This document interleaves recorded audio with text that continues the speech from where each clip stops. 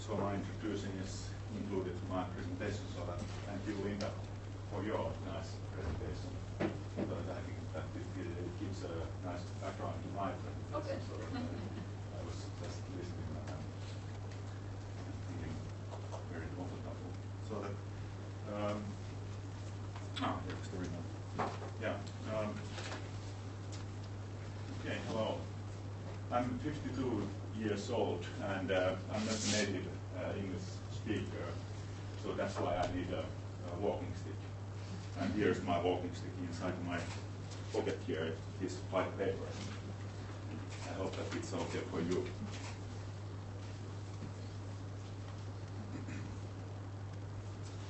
A long time ago, when I was an art student at the Academy of Fine Arts in Helsinki, one of my professors said to me that while you are going to the lectures, keep yourself in the studio and do your work there.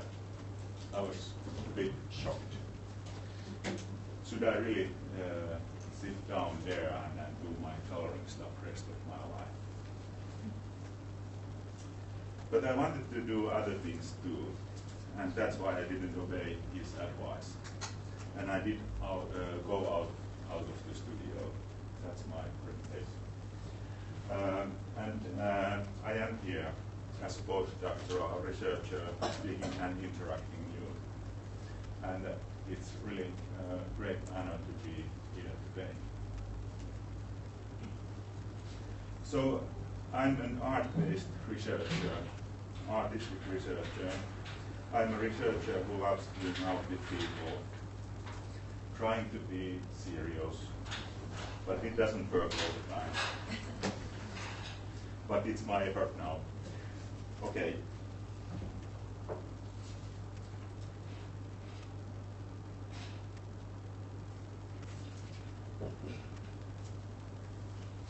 My story begins here. I was just finished my art studies. I was just about 30 years when my mother died. So it was one human life ago. Rest in peace, my mother. And this was the visual world I confronted when I tried to find a suitable casket to my mother, who loved beautiful designed items. And the undertaker took these kind of items to me, and there was also this kind of black and brown shiny caskets. And I was confused again. Should I really adopt her once beloved warm body to these artificial caskets? It took a really long time to go through this confusion, and I think that it somehow it took time. It took more time to me, as if I could find this kind of more suitable casket for my mother, and I really felt that it doesn't fit in my feelings of grieving. So that if I could find a more suitable casket, it would be much more easier process for me. But today I will speak about my research project, the images of life and death. And I'm also going to present one of the visual idea first time today. So it's kind of world premiere today, so you are a happy audience to see that.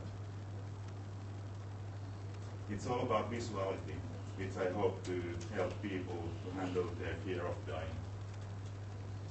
I will also speak shortly about other fears, and I could speak those topics the rest of the day, but I think it is not fair for other speakers. For me, and for my research, and for every researcher, and every one of us, there is at least one common factor that connects us tightly together, and that's life. And art is all about life. research is all, about life, and artists, of course, dealing very much death, because it's kind of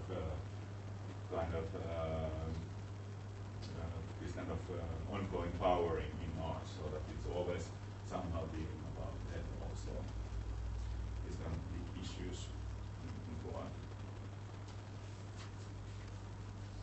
And I'm arguing that it is appropriate to fear death because there is always somebody who makes benefit out of it.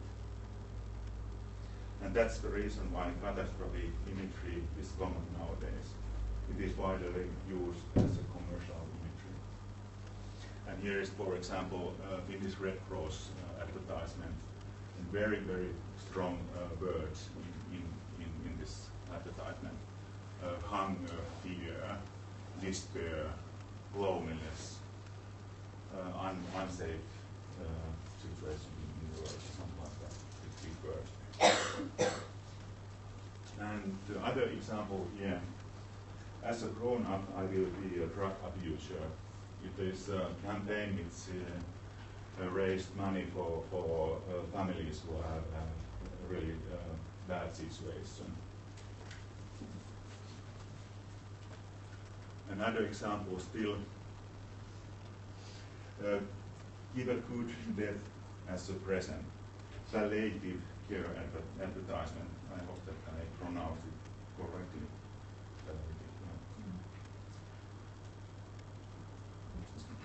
And still one example here. So it is easy to sell ideas or whatever else by invoking such pictures of despair. What makes what makes these pictures problematic is that these pictures are in our common place. There is not only adults who are using the spaces. There are also children in those spaces, and we don't have any or we can't be sure how children are reacting those photos. And for example, my daughter asked once from me that it was about 4 years ago when she was 14 years or something like that, that father, the climate change, are we going to die soon? And I noticed that she was really worried, so that her character was like that, so that I really noticed that now she's really thinking very serious questions.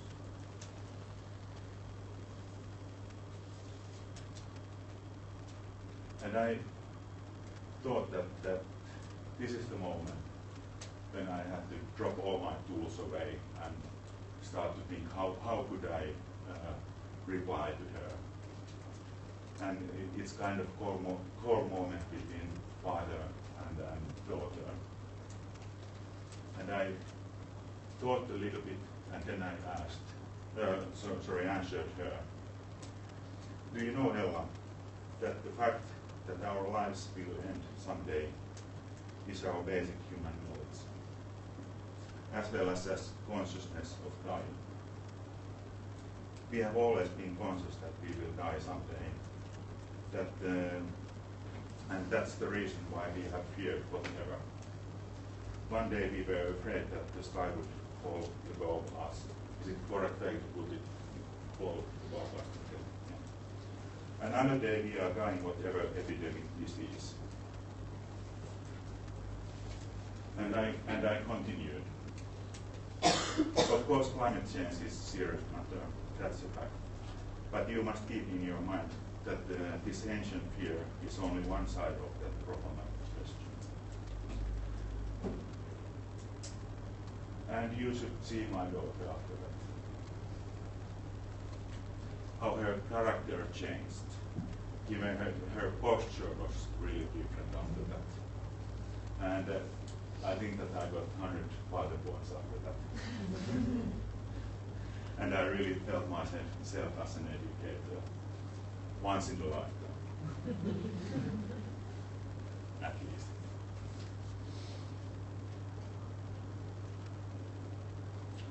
our lives will be much more easier if we could accept that we will die someday. That's a simple fact.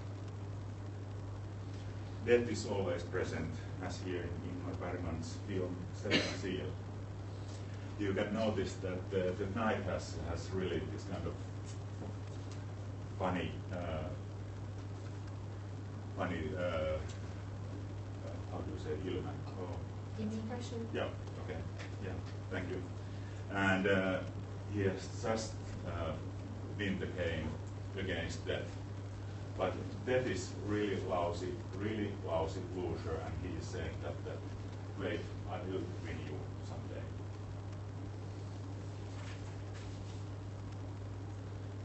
Although we are trying to damp or soften death's voice by making noise, it is always present. That is one cliché. The others are death is swept under the rug. Our society, others, youth, and it is it's not ready to handle the questions about death. But where do we need fear? Fear is useful for everyone who wants to sell his or her ideas. The confusion means money. But confusion might be also confusion. There is also other cultures which really celebrate them, and this is coffee from Ghana. Maybe you all know this fiberglass coffins what they make there in Ghana. Really something different than we here in Western countries. This is another example. These are all from internet. I don't know if this kind of casket is ever made, but it's kind of the idea that it could be something like that. They are all from internet. This is from your country. I think that you have really nice alternative caskets here in Britain, and I would like to see those during my trip here. I would visit somewhere else in Britain also after being Lancaster. This is made for banana leaves. Really, really nice. Some grain enthusiastic coffee. And also this kind of very rough, not just pale wooden coffee are really nice also. Louis Vuitton coffee.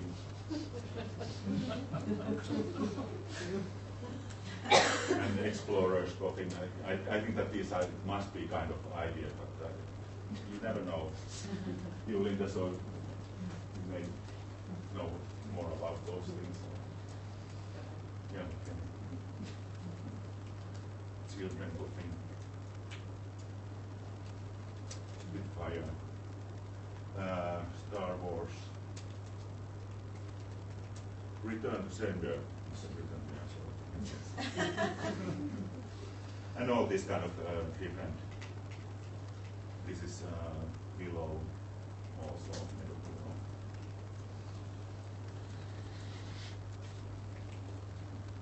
So what do the project, the images of life and death, produces? The final result of the project will be concrete and hypothetical objects, which will speak not only the imagery of death, but also in wider sense with our cultural imagery. I call those as boundary objects, the term which is adopted from other discipline, from social science.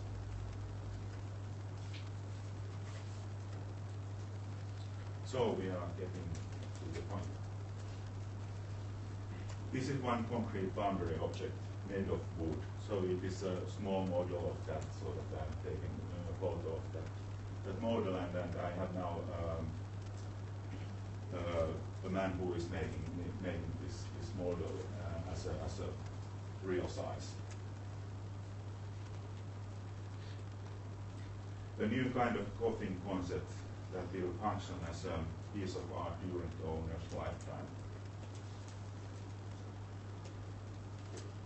In the end, the artwork will vanish, losing the form it's originally held. This is the frame without the parts of the coffin. And these are the parts, the upper side of the coffin, the painting. And this is inside the coffin. I have made this kind of clouds inside there. And these are the pieces joined together or thrown together. And this is the whole construction.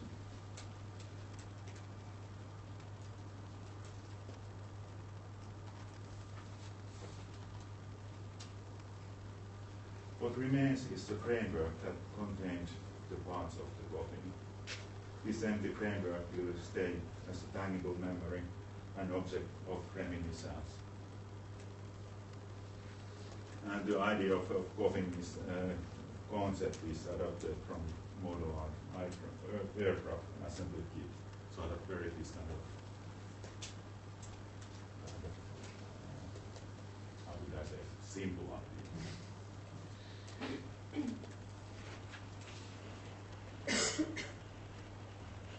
The coffin is made of wood and painted by professional painters, so that it's one idea to order artists to paint the artwork to the other side, and then probably make one photo of myself to the other side, so that it's one possibility to make these kind of illustrations.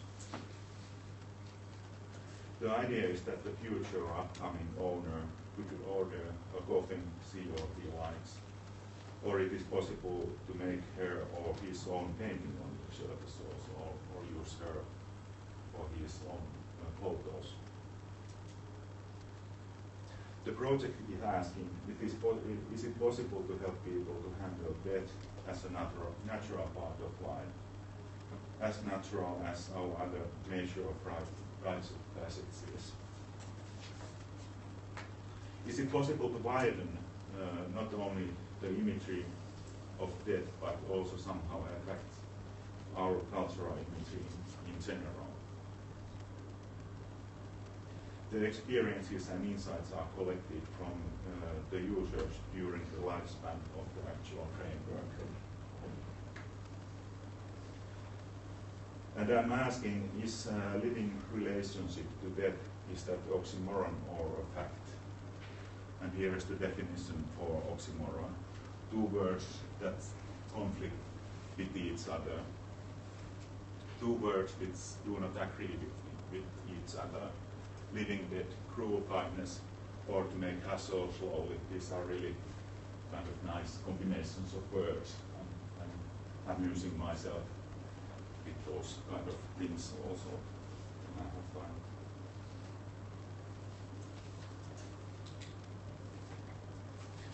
I don't naturally have any conclusions yet, only presumptions.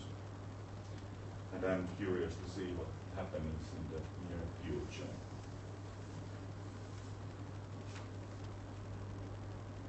This is what the project, the Images of Life and Death, is all about. It might be confusing for someone who doesn't have contact with these questions. That is exactly what needs to consider carefully. Complexity and confusion is part of our life. It is our role as an artist, as researchers. It is our role as human beings.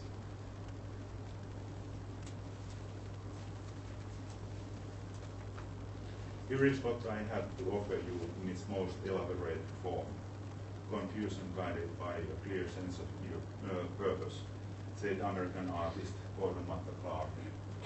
And he is the artist which I investigated when I made my artistic dissertation 4 years ago, and I'm really deep in that artist. He made this kind of works during his very short life. Cuttings from different kind of cuttings. This is cutting from the roof down to the building, and you can see from the down up there, and then from the roof down the whole building. It's kind of revealed the whole body of the building, and I think quite strong images. Yeah. So I will leave you with this.